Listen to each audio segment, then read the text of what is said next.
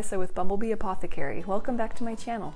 Today I wanted to do a video that has been requested, and that is what my toddler, who is doing the GAPS diet right now, eats in a day.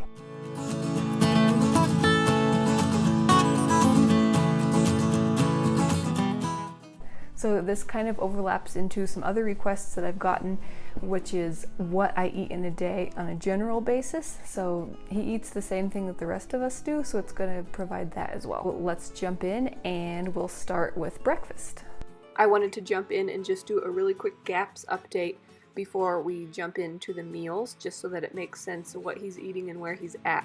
So he's gone through the introduction stages and he's pretty much on the full diet. We're not really excluding anything at this point, although I am trying to make sure to not go overboard with sweet things at this point. So he's doing really well. He's been rash free for a long time and it's going really great. I did have some requests also for what he eats on the introduction stages, so I'm definitely going to come in and do some videos on that so that you can see what those meals look like. It just takes a little bit more planning to get those ahead of time, but I will definitely do that since I know that can be really, really helpful.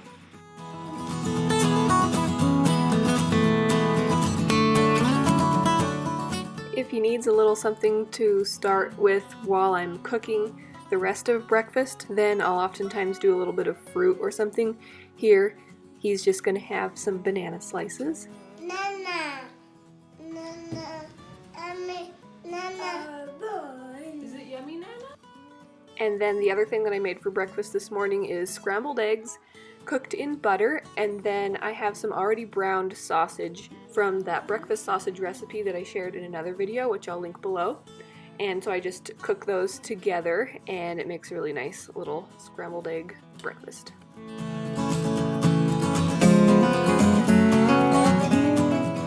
For snacks, my number one snack that I like to go to at this age are yogurt in these little silicone squeezy snackers. They're really nice because they're food grade silicone and they have a little lid, and basically it's almost impossible for them to make a mess with them.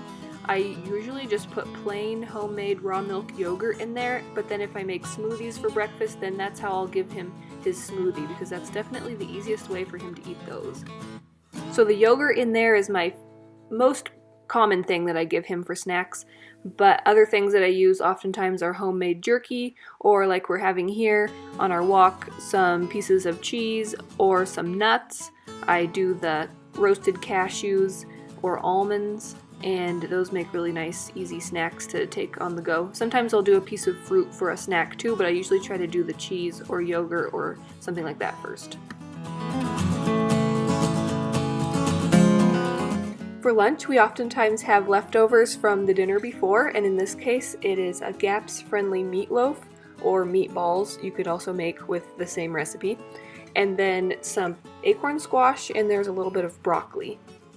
Today, our snack time ran just a little bit too close to lunchtime, and so he wasn't very hungry here and didn't eat much, but I promise he did eat this last night when we had it for dinner.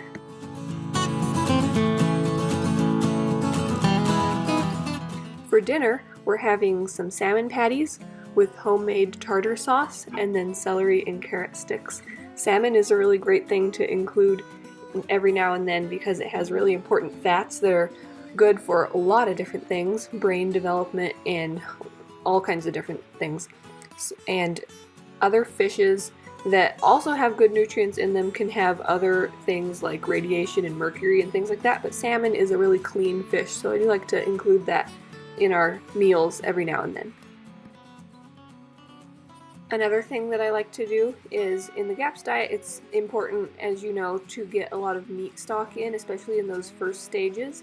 And for a toddler or baby, it's really hard to have a lot of broth easily. So one thing that I like to do is to mix the meat stock into some squash, and that just makes it a lot easier for either me to feed it to him that way with a spoon, or he can actually feed himself this way. So he actually gets more of it in with him.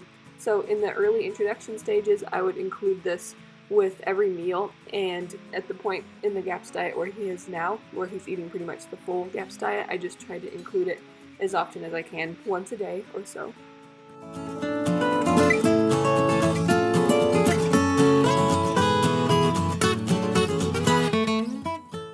hope that you found that interesting and helpful.